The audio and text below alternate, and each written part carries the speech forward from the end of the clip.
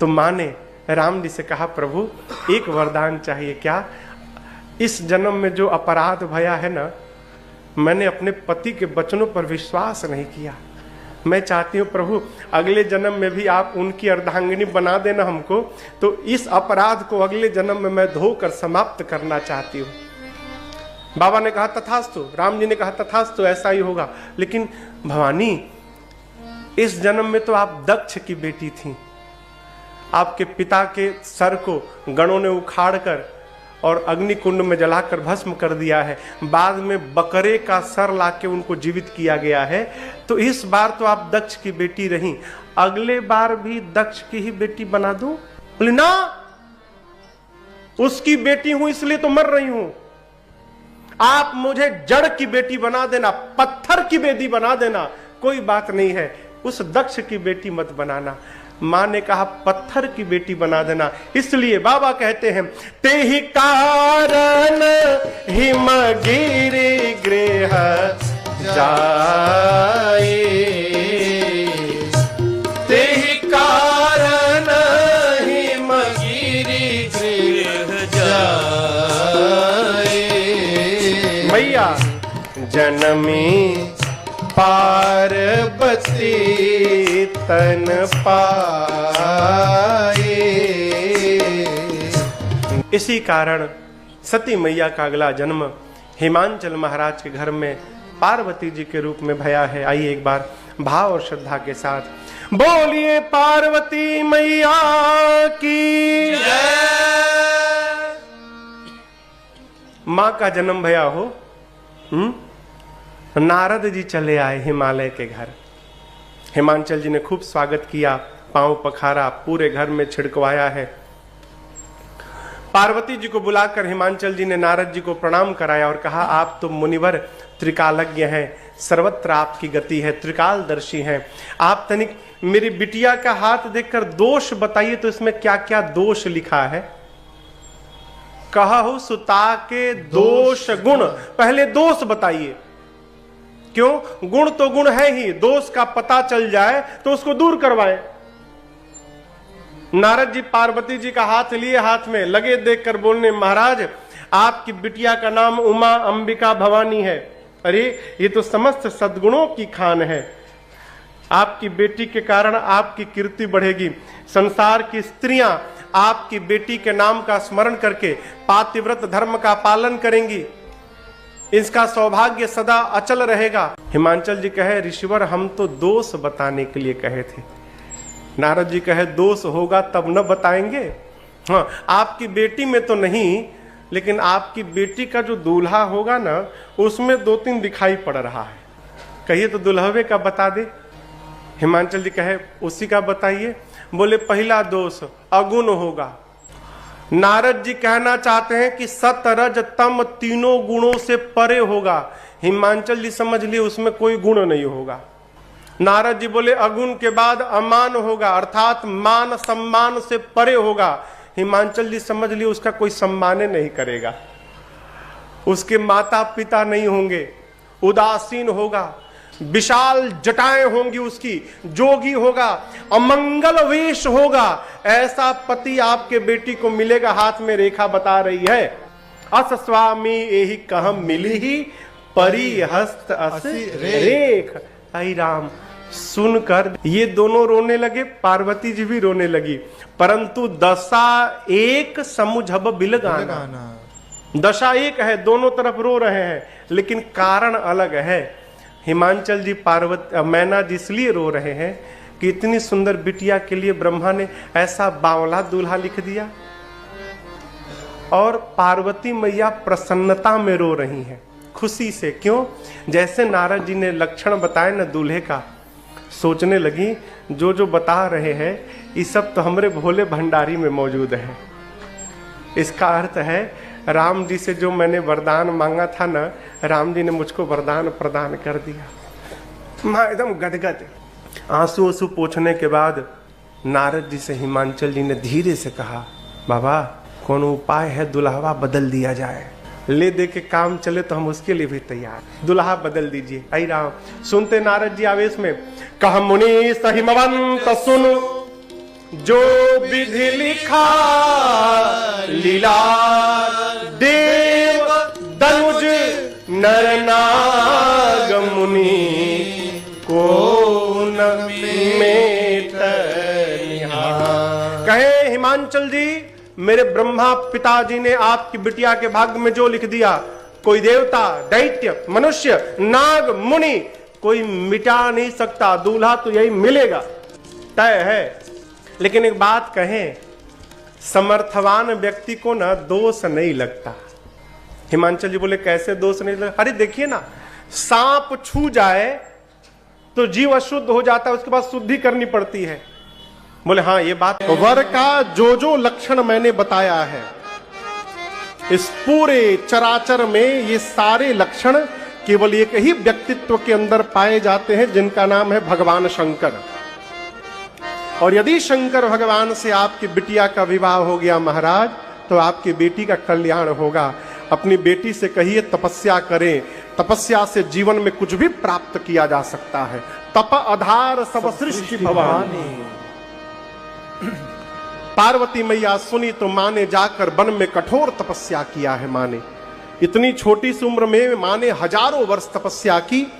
माँ की तपस्या को देखकर आकाशवाणी हुई और आकाशवाणी ने कहा, हे भवानी जी, अस तप काहु न कीन भवानी, भय अनेक धीर मुनि ज्ञानी, भय अनेक धीर मुनि ज्ञानी, भय अनेक धीर मुनि ज्ञानी। हे भवानी जी, ऐसी तपस्या आज तक किसी ने नहीं की, आपकी मनोकामना पूर्ण हो गई। पिताजी बुलाने आए तो घर जाइएगा, सप्त ऋषि मिले, हमारे वचनों को सत्य समझिएगा। इधर जब से सती मैया का शरीर शांत हुआ, भगवान शंकर वैराग्य में चले गए। कैलाश से निकलकर लगे घूमने, कहीं कथा होती तो वेश बदलकर कथा सुनते, कहीं भगत जी मिलते तो उनको बिठाकर कथा सुनाते। एक दिन राम जी उनके सामने प्रकट हो गए। किसके सामने? बोलिए, शंकर भगवान के सामने। और प्रकट होकर राम जी बोले, बाबा मैं आपसे जो कुछ मांगूंगा आप मुझे देंगे? शंकर जी ने कहा, आज्ञा करिए नाथ। राम जी बोले, जाकर आप पार्वती जी से विवाह करिए। शंकर जी ने कहा, प्रभु आप जो कही रहे हैं उचित तो नहीं है नाथ, परंतु आपकी आज्ञा है इसलिए सिरोधार्य है। शंकर भगवान सोचे कि पार्वती ने पिछले जन्म में मेरे भगवान की परीक्षा ली, इस जन्म में जब तक मैं उनकी परीक्षा नहीं लूंगा मैं विवाह नहीं करूंगा। सप्तऋषियों को भेजकर पार्वती जी की निष्ठा का परीक्षण किया शंकर भगवान ने। और जब मां की निष्ठा सप्तऋषियों ने शंकर जी को बताया, बाबा इतने प्रसन्न हुए कि फिर समाधि में चले गए। कहां चले गए? पिछली बार गए थे तो 87,000 वर्ष बाद आए थे, अब फिर गए। कब लौटेंगे किसी को पता नहीं है।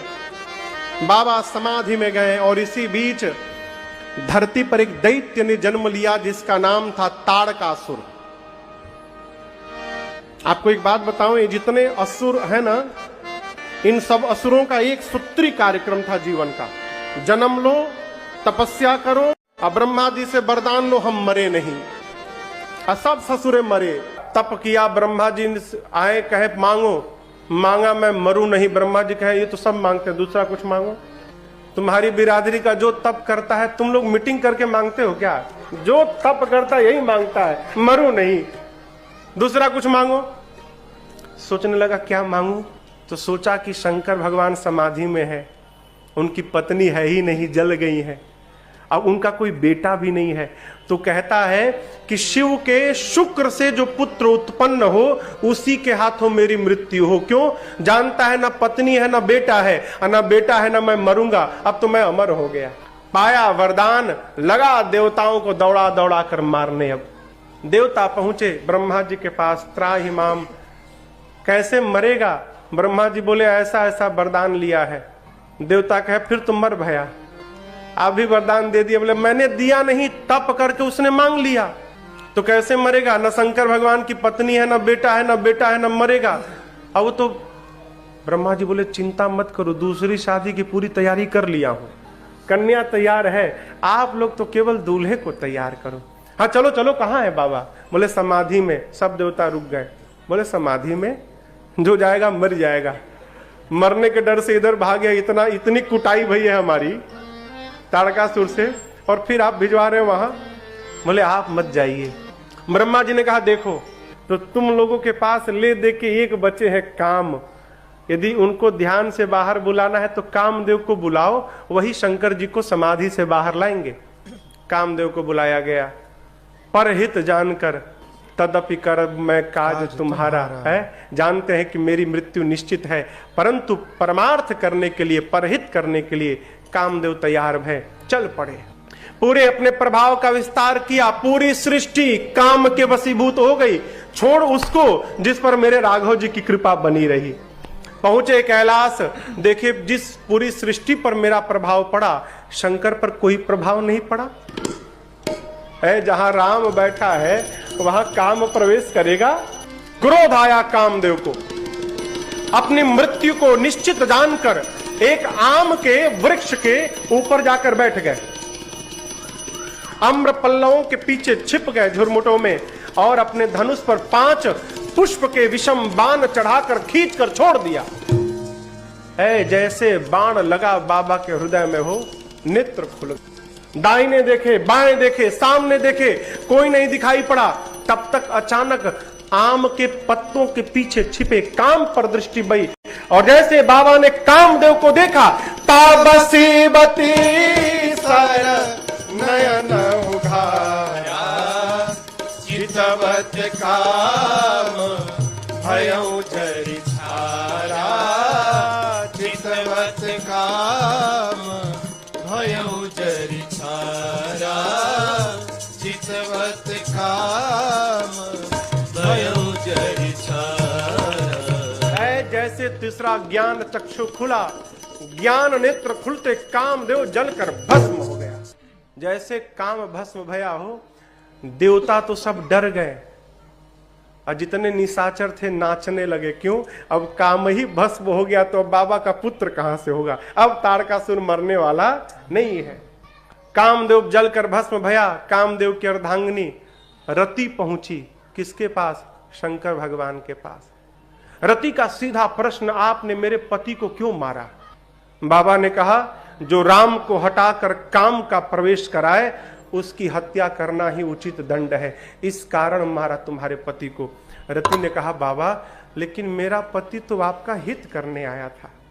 हित? बोले हाँ, आपने राम जी को वचन दिया कि आप विवाह करेंगे, और वचन देके आप समाधि में बैठ गए। मेरा पति आपको आपका वचन याद दिलाने आया था, और आपने मेरे पति को मार दिया। बाबा ने कहा चलो कोई बात नहीं, अब ते रति तव नाथ कर होई नाम अनंग, बिनु बपु व्यापे सबहि पुनि सुनु निज मिलन प्रसंग। आज के बाद तुम्हारे पति का नाम अनंग होगा। अनंग मतलब बिना शरीर का। रति ने कहा हमको कब मिलेंगे? बाबा ने कहा यदुवंश में जब द्वापर में परमात्मा श्री कृष्ण अवतार लेंगे तो कृष्ण के पुत्र प्रद्युम्न आपको पति के रूप में प्राप्त होंगे। रति प्रणाम करके गई। रति के जाने के बाद सारे देवता छिपे थे, सब दौड़ कर आए बाबा के पास। क्यों? जल्दी चलो, कहीं फिर से समाधि में चले गए तो हो गया फिर काम। आए दौड़कर, और देखिए आए हैं एक साथ, आए हैं एक साथ, लेकिन भाषा अलग अलग आए हैं। देवताओं ने बाबा की स्तुति की, प्रशंसा की। भय प्रसन्न चंद्र अवतंसा, बाबा प्रसन्न हो गए। कहे कहिए क्यों आए हैं? कहू अमर, आप लोग अमर है, अमर आए के ही हेतु क्यों आए हैं कहिए। ब्रह्मा जी इंद्र को बोले बोलो बोलो बोलो, पूछ रहे बोलो। इंद्र बोले हम नहीं बोलेंगे। अरे क्यों नहीं बोलोगे भाई? डर लग रहा है। देवताओं ने बाबा की स्तुति की, प्रशंसा की। भय प्रसन्न चंद्र अवतंसा, बाबा प्रसन्न हो गए। कहे कहिए क्यों आए हैं? कहू अमर, आप लोग अमर है, अमर आए के ही हेतु क्यों आए हैं कहिए। ब्रह्मा जी इंद्र को बोले बोलो बोलो बोलो, पूछ रहे हैं बोलो। इंद्र बोले हम नहीं बोलेंगे। अरे क्यों नहीं बोलोगे भाई? डर लग रहा है। क्यों? मार देंगे। पागल हो, अमर बोल रहे हैं। शंकर भगवान अपने मुंह से हम लोगों को, आप लोगों को अमर बोल रहे हैं, कैसे मार देंगे? बोले अभी अभी जिनको जलाकर भस्म किया ना, वो भी अमर थे, गए। हम नहीं बोलेंगे, आप ही बोलो क्यों आए। अब देखिए ब्रह्मा जी भी डर रहे हैं। ब्रह्मा जी से जब इंद्र ने कहा कि आप बोली, तो ब्रह्मा जी बोले कह विधि तुम प्रभु अंतर्जामी। प्रभु आप तो अंतर्जामी है, सब जानते हैं। शंकर भगवान बोले हम कौनो जामी नहीं है, सीधा सीधा बात बताओ क्यों आए हो आप लोग। अब ब्रह्मा जी देखिए कि अब तो बताना ही पड़ेगा, तो कहे प्रभु देखिए ना, देवताओं का चेहरा देखिए, कितने सब प्रसन्न है ना, कौनो देवता प्रसन्न नहीं थे। क्यों? इतनी कुटाई भई है इन लोगों की कि चेहरा उड़ा है सबका। कहते हैं सकल सुरन के हृदय अस शंकर परम उछा, सब आनंद से पागल हुए जा रहे हैं। क्यों? ये सब अपने आंख से आपका विवाह देखना चाहते हैं प्रभु। गलत बात, कौनो देवता बाबा के विवाह से लेना देना नहीं है।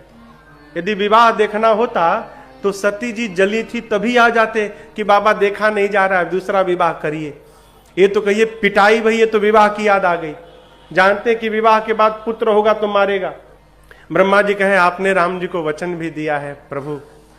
शंकर भगवान तो सब जानते हैं, लेकिन समझिएगा बड़ा वही है जो सब जानकर भी मौन बैठा है, वही बड़ा है। सब जानकर मौन बैठे हैं, पी रहे, कहे ठीक है चलो। देवता लगे पुष्प की वर्षा करने, दुंदुभी बजाने। ब्रह्मा जी ने सप्तर्षियों को पुनः भेजा, गए। पार्वती जी की पुनः परीक्षण किया, प्रेम परीक्षण। हिमांचल जी से काम दहन सुनाया, रति के वरदान को सुनाया, और लग्न मुहूर्त लेकर कैलाश में आके ब्रह्मा जी के हाथ में दिया। ब्रह्मा जी बाँच बाँच कर सभी देवताओं को सुना दिए। बैसाख शुक्ल पक्ष दिन ब्रह्मा जी बोले बराती बन के आना है, विद फैमिली आना है, और एक स्पेशल नोट, अपने अपने वाहन पर बैठ के आना है। दूल्हे की ओर से किसी भी वाहन की व्यवस्था नहीं की गई है। इन्हें कि कोई आगे कहे कि हम किस गाड़ी पर बैठे, कोई गाड़ी नहीं। दूल्हे के अपने गाड़ी की व्यवस्था नहीं है, इसलिए निजी वाहनों द्वारा सभी बाराती 5 बजे उपस्थित होंगे। देवता अपने अपने लोग गए, विवाह का दिन आ गया। पूज्यपाद गोस्वामी तुलसीदास जी कहते हैं भगवान शंकर का विवाह पूरे ब्रह्मांड का एकमात्र ऐसा विवाह है जहां संगीत का कार्यक्रम दूल्हे के घर में नहीं हो रहा है, बारातियों के घर में हो रहा है। गोस्वामी जी कहते हैं सभी देवताओं की यहाँ अप्सराएं नृत्य कर रही हैं। कौन अप्सराएं? अप्सराएं मंगल गीत गा रही हैं, वाद्य बज रहे हैं, बधाई गाई जा रही है। सभी देवता अपने अपने वाहन को सजाने में परेशान हैं। विष्णु भगवान गरुड़ जी को नहलाए हैं आज शैंपू लगा करके, वो भी डव वाला हो, थोड़ा चमक जाए। शैंपू लगा के नहलाए हैं गरुड़ जी को, खूब चकाचक बढ़िया लाल रंग की चांदनी ओढ़ाए हैं, गले में माला पहनाए हैं, इत्र छिड़क रहे उनके ऊपर। इंद्र अपने श्वेत वर्ण के ऐरावत विशालकाय ऐरावत हाथी को रगड़ रगड़ के धो रहे हैं। वहीं बगल में यमराज अपन करिया भैंसा लेके पहुंच गए। और यमराज जब इंद्र का वाहन देखे, उनका वाहन गोरा, हमारा वाहन काला, वो अपने भैंसे को रगड़ने लगे। गरुड़ के पास, कुबेर के पास हवाई जहाज है, पुष्पक विमान उसका नाम था। वो पुष्पक विमान में लड़ियां लगाने लगे हैं। वो भुकिया लाइट आउट है ना, चाइना वाला है, उसको सजाने लगे, फुलझड़ी लगाने लगे। कोई बकरे को सजा रहा है, कोई मगरमच्छ को सजा रहा है, लेकिन कोई ये नहीं सोच रहा है कि दूल्हे की गाड़ी कौन सजाएगा, गाड़ी छोड़िए दूल्हे को कौन सजाएगा, कोई देवता नहीं सोच रहे। 3 बज गया है, 2 घंटे बाद बारात निकलनी है। बाबा बड़े आराम से बैठे हैं, लेकिन बाबा के गण परेशान है। शंकर जी पूछे गणों से तुम दोनों परेशान क्यों हो? गण बोले प्रभु एक भी देवता आपको सजाने आज नहीं आए। शंकर जी बोले अपने से टाइम मिलेगा तब ना हमारी याद आएगी। बाबा बोले देखो यदि देवता आ भी गए ना, वो मेरा श्रृंगार नहीं कर सकते। गण पूछे क्यों प्रभु? शंकर जी बोले मेरा श्रृंगार वही कर सकता है जो मेरे मन को समझता है। शंकर के मन को, उनके गणों को छोड़कर दूसरा कौन समझता है? इसलिए जितना सुंदर आप लोग मेरा श्रृंगार करेंगे कोई नहीं कर पाएगा, आप सजाइए। बाबा बोले तो गण परेशान हो गए। क्यों परेशान हो गए? जो लाइफ में कभी अपना डेकोरेशन नहीं किए हो वो दूल्हे को क्या सजाएंगे हो। जैसे बाबा वैसे बाबा के गण। शंकर भगवान एक शिला पर बैठ गए और बाबा के गण उनका श्रृंगार प्रारंभ की।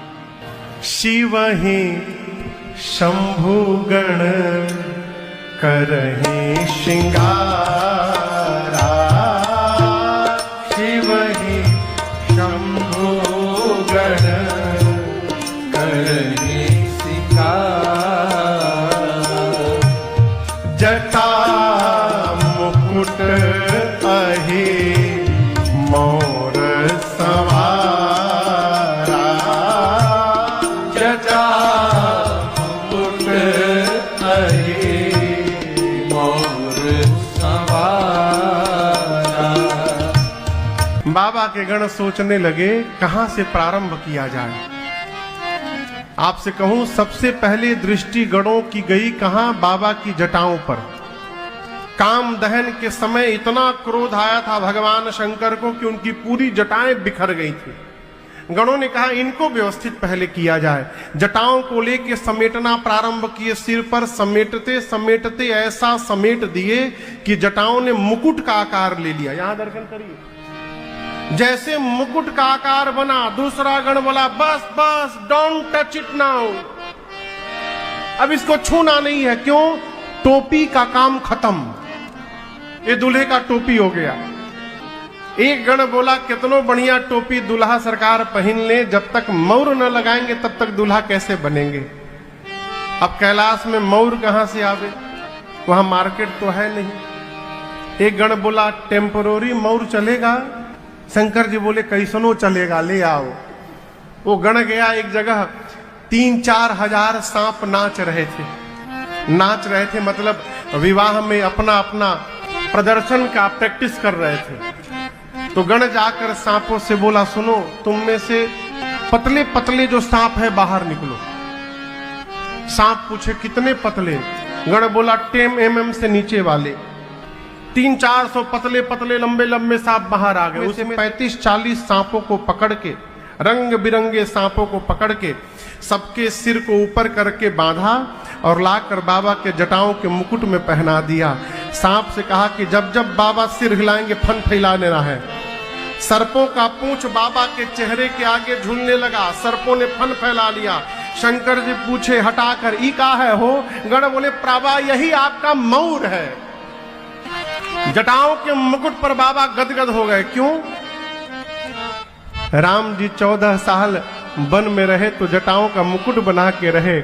बाबा को मुकुट से बड़ा प्रेम है जटाओं के। गणों ने जब जटाओं का मुकुट बनाया, शंकर भगवान को अपने भगवान राम जी की याद आ गई। बाबा गदगद हो गए, बोले बस ऐसे ही इसको रहने देना। अब श्रृंगार प्रारंभ हुआ। गणों ने सांप का कुंडल बनाया, सांप का कंगन बना के पहना दिया, सांप का बाजूबंद। लेकिन याद रखिएगा ये नहीं कि जो मिला वही पहना दिए, मैचिंग का पूरा ध्यान रखा गणों ने। जैसा जैसा सांप इधर, उसी प्रकार का उसी रंग का उतना ही बड़ा सांप दाहिने कान में। बासुकी सर्प को यज्ञोपवीत बनाकर सीने पे लपेट दिए सब। शंकर जी पूछे यहां क्यों लपेट रहे हो? गण बोले प्रभु आपका जनेऊ है ये यज्ञोपवीत। सिर से पांव तक सर्प का आभूषण धारण कर लिए बाबा। एक गण ने कहा कि बाबा दूल्हा बनने जा रहे हैं, फेशियल नहीं हो पा रहा है, कम से कम पाउडरे लग जाए। अब कैलाश में पाउडर कहां से आए? एक गण गया अभी व्यवस्था करता हूं, दौड़ कर गया श्मशान। वहां एक चिता शांत बैठी, चिता का राख उठाकर आया, बोला नेचुरल पाउडर लाया हो एकदम, नो आर्टिफिशियल, कोई मिक्सिंग नहीं, एकदम ओरिजिनल है पूरा। राख लेकर सिर से पांव तक राख पोत दिए, सब लपेट दिए।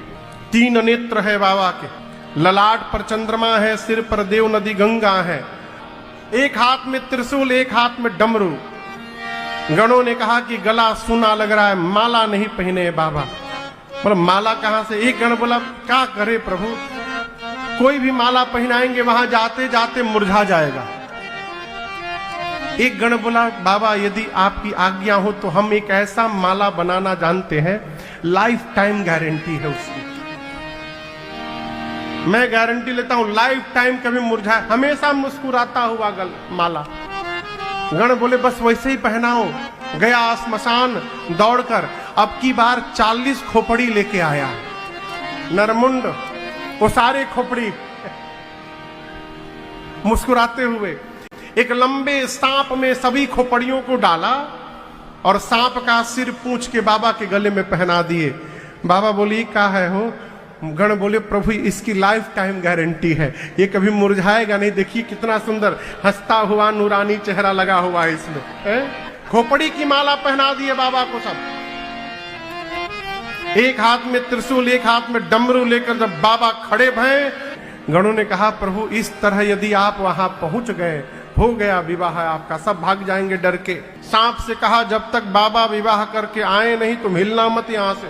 बाबा की सवारी नंदी आ गए, बाबा नंदी पर बैठ गए, हाथ में त्रिशूल डमरू, बाबा नंदी भृंगी श्रृंगी चारों नाच रहे हैं। अब प्रतीक्षा होने लगी, 5 बजे तो बाराती आवे तो चला जाए। जैसे 5 बजा सारे देवता अपनी अपनी देवियों के साथ अपने वाहन में बैठकर कैलाश पहुंच गए। अब यहां दर्शन करिए, गोस्वामी जी कहते हैं देवता देवियों के साथ आए, जितनी देवियां थी सब एक जगह जमा हो गई। देवताओं की जितनी अर्धांगिनियां थी सब माताएं एक जगह खड़ी हो गई, लगी ढूंढने दुल्हा सरकार को। बाबा दिखाई न दे कहीं। भगवान शंकर का एक गण दिखाई पड़ा। देवियों ने बुलाकर कहा भाई साहब नमस्ते, कहाँ है? गण पूछा कौन? दुल्हा सरकार। हाँ उन्हीं को ढूंढ रहे। गण ने कहा देखने का बहुत मन हो रहा है आप लोगों को, बोला उसी लिए आए हैं। गण बोला कोई बात नहीं, फॉलो मी, पीछे पीछे आइए हम पहुंचाते हैं आपको। सभी देवियां गण के पीछे चलने लगी। दूर भगवान शंकर नंदी पर विराजमान है। गण ने ले जाकर देवियों से कहा वो देखिए दुल्हा सरकार अपने वाहन पर बैठे हैं। भगवान शंकर को आवाज सुनाई पड़ी तो गणों से पूछे इतनी आवाज क्यों आ रही हो? गण बोले प्रभु आपकी सुंदरता पूरे विश्व में फैल गई है, आज भीड़ लगी है आपको देखने के लिए। भगवान सुने अच्छा ऐसा। गोस्वामी जी कहते हैं देवियों ने जैसे बाबा को, एक ने पूछा क्या हुआ? बोले अरे बाप रे बाप, इतना खतरनाक दूल्हा,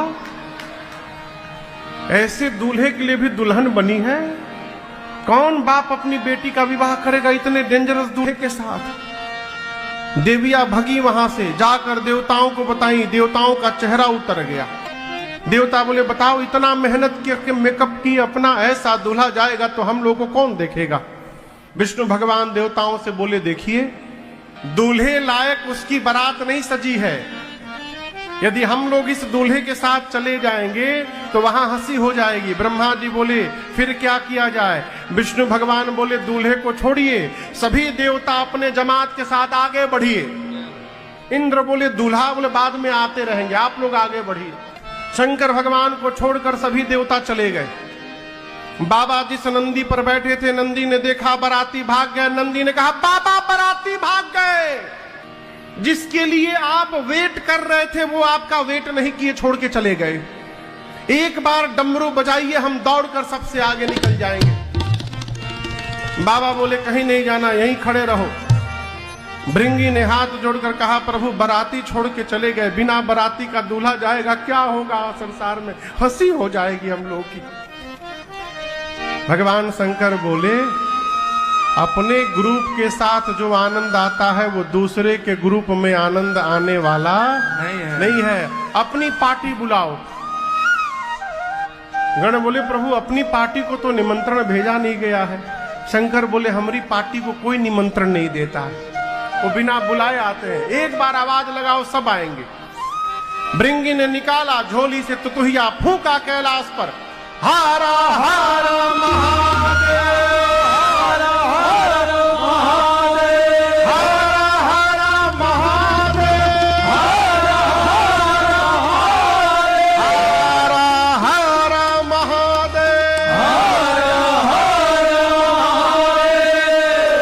जैसे गुंजा कैलाश पर हर हर महादेव, हर हर से आवाज आने लगी, they are here with their family. भूत के साथ भूतनी, प्रेत के साथ प्रेतनी, निशाचर के साथ निश्चरायन, हांकना के साथ हांकनी, डांकना के साथ चुड़ैल के साथ Chudaila. Not only from India, पूरे विश्व के भूत प्रेत आए थे बाबा के विवाह में। पूरे वर्ल्ड के भूत, पूरे विश्व के भूत प्रेत आए। गोस्वामी जी कहते हैं बाबा के गण आए, बाबा देखकर गदगद हो गए। गणों ने आकर सबसे पहला काम किया, भगवान शंकर को दंडवत किया। सबसे पहले नंबर पर जो भूत आया वो अपन खोपड़ी हाथ में लेके घूम रहा था। किसी का मुंह गायब, किसी के शरीर में मुंह बना है, किसी का पांव गायब, किसी के पेट में पांव निकला है, किसी का हाथ नहीं, किसी के खोपड़ी में हाथ निकला है। कोई मोटा है, कोई लंबा है, कोई चपटा है, कोई पतला है। किसी का मुख सूअर जैसा, किसी का कुत्ते जैसा, किसी का गधे जैसा, किसी का सियार जैसा। कोई त्रिपुंड लगाया है, कोई रक्त से नहाया है। सबके हाथ में एक एक खोपड़ी है। और आपको बताऊं कोई चुप नहीं है।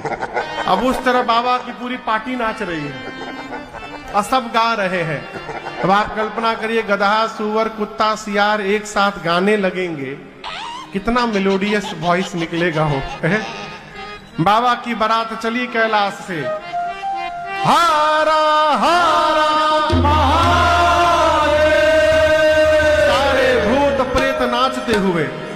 अरे भूतवा नाचे दे दे सगरो था, बाबा के बरियात चले।